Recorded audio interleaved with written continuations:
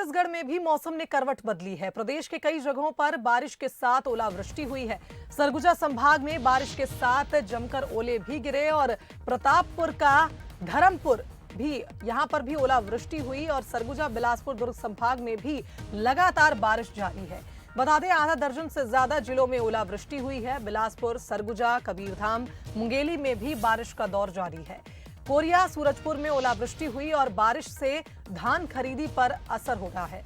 खुले में रखे धान को काफी नुकसान पहुंचा है। सरगुजा संभाग में बारिश के साथ जमकर ओले गिरे। कहीं ना कहीं इस बेमौसम बारिश ने किसानों की चिंता बढ़ा दी है। प्रदेश में एक विंड कॉन्फ्लुएंस जोन बनने की संभावना है, जिसके कारण से प्रदेश के मध्य और उत्तर छत्तीसगढ़ में अनेक स्थानों पर हल्की से मध्यम वर्षा होने अथवा गरज चमक के साथ छींटे पड़ने की संभावना है। एक दो स्थानों पर गरज चमक के साथ ओला गिरने और उसके अगले दिन मध्यम से घना कोहरा भी छाने की संभावना है। बस्तर संभाग के उत्तरी भाग में भी एक दो स्थानों पर हल्की वर्षा हो सकती है। तो इस खबर पर हमारे साथ विशेष संवाददाता मोहन तिवारी लाइव जुड़ गए हैं। आइए उनका रुख कर लेते हैं। मोहन, अगर छत्तीसगढ़ की बात करें तो प्रदेश के अलग अलग जिलों में बारिश के साथ साथ ओलावृष्टि की खबर भी सामने आई है। कहीं ना कहीं किसानों की चिंता भी बढ़ गई है इस बेमौसम बरसात से, क्या कहेंगे?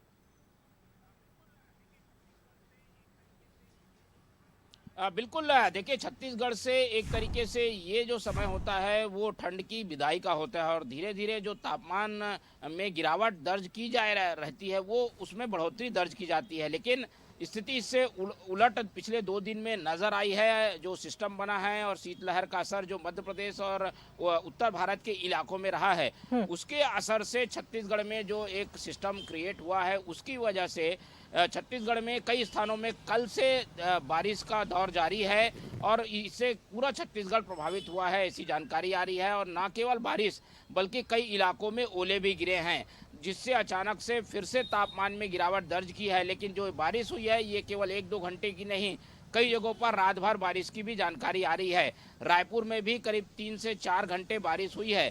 तो इससे आप अंदाजा लगा सकते हैं कि इस बारिश का सीधा असर धान खरीदी पर पड़ने जा रहा है। धान खरीदी केंद्रों में कई जगहों पर धान खुले में रखा हुआ है।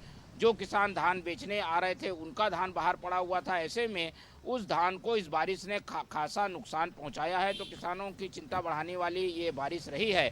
इसके अलावा ओलावृष्टि से जहां पर जो सब्जियों के और दूसरी फसल जो उगाते हैं उनको भी नुकसान की जानकारी आ रही है।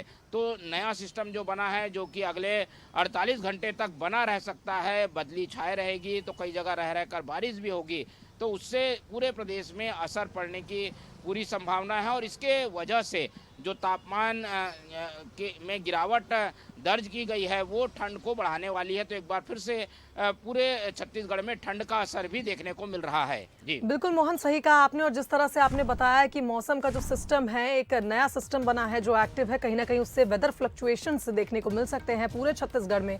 और प्रदेश के कई जगहों पर बारिश के साथ ओलावृष्टि भी हो रही है। लेकिन कहीं ना कहीं इस बेमौसम बारिश के चलते किसानों को काफी नुकसान हो रहा है। धन्यवाद मोहन तमाम बातचीत के लिए।